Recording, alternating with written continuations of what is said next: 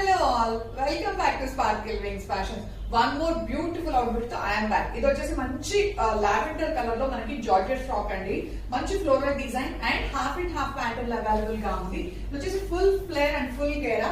దీంట్లో మనకి 2 colour and combinations available గా ఉన్నాయి. అండ్ ఫస్ట్ థింగ్ వచ్చేసి ఇవి మనకి బడ్జెట్ లో అవైలబుల్ గా ఉన్నాయి.